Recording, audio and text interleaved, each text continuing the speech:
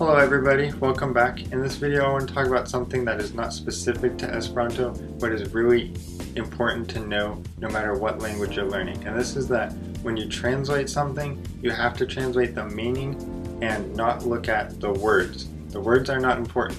What's important is what the sentence is actually saying. So if you just get in the habit of translating the words, you're going to run into a lot of problems because the meaning will be lost. And so I've got some examples to show you of how this works and why this is important. So somebody asked one time, if mendi and ordoni both mean to order, how do you know which one you're supposed to use? And this is a good question because this actually happens a lot. No matter what language you're learning, this happens all the time. So mendi means to order something, as in like you're ordering something in a restaurant or from a magazine or from a website. Ordoni means you order somebody to do something. So like the captain could order his troops to retreat, that sort of thing. So they're not related at all. They're completely different things, but they translate into English as the same verb. And so it's very easy to not know which one you're supposed to use. If you're translating something that's written down, or you have a thought in your head and you use that word and you have both of the Esperanto words associated to the same thing, you can't know which one you're supposed to use. So this is why it's really important to read the definitions of the words. If you read the definitions, you'll know what situations are supposed to be used and you'll know exactly what it actually means. I put in the description below, I put a dictionary that I use. This is the dictionary that I look up pretty much every word that I learn. And the reason I use this dictionary is because it tells me the definition of the word. It doesn't just tell you this word means this in English, because that's how you run into these problems in the first place, is when you associate all of the meanings of an English word to an Esperanto word when they don't actually mean the same thing. That's how you get into these problems. So I use this dictionary because it gives me the definitions. It also shows me a bunch of other words that are made out of the same root, which is helpful for me. Also, it gives you some short examples of how to use the word. It also tells you about transitivity, which if you don't know what that is, that's really important, because also you won't know which word to use or how to use it if you don't know the transitivity of the word. So I use this dictionary, I recommend it. Most Esperantists use this dictionary if they know about it because it's awesome. So use this dictionary. I have one more example that I want to show because I want to really emphasize that this is important. Okay, so how do you translate the word that? Simple word, right? No, it's not very simple. It can be translated into Esperanto at least 4 or 5 different ways depending on what that actually means. So if I said mi ne sciis ke tio okazus, that translates to I did not know that that would happen. Right? I said that twice in English. However, I did not repeat any of the words in Esperanto. Ke and tio both mean that. They are completely different. They are not interchangeable.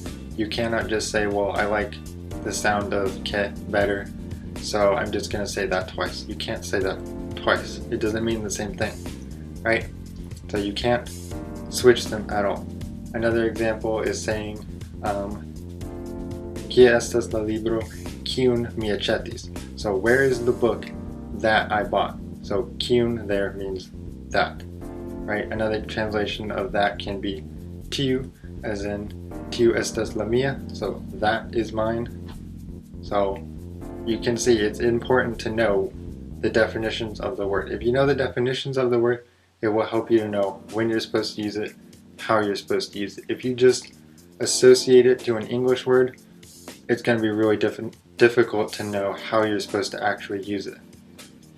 So the next thing I wanted to say is that idioms don't translate very well, because if you look at what it means literally, it doesn't mean anything. You have to know the fixed definition of the idiom.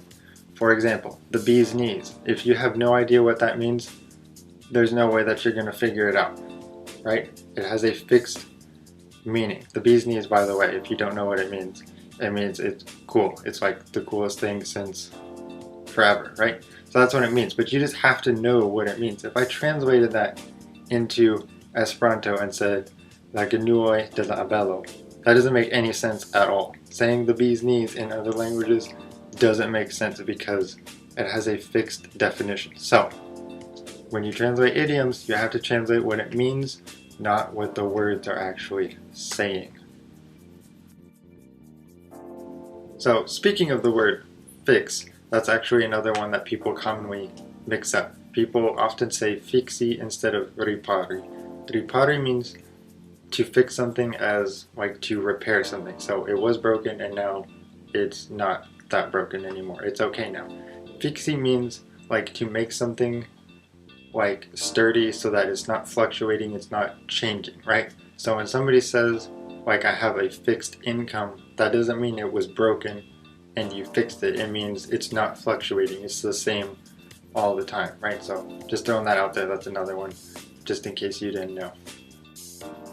So the last thing I want to say is that it's not bad to associate Esperanto vocabulary with English vocabulary because association really helps you remember the words.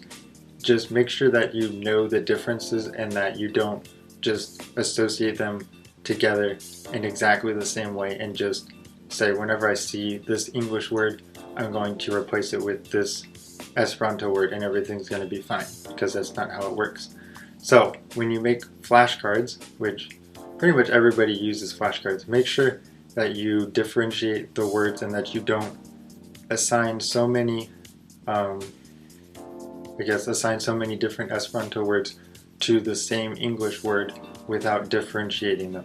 So if I made a flashcard for to order, I would have to order on the front, and then on the back side I would either make two different ones and have Mendy on one side and have an example sentence or something like that so I know what it means.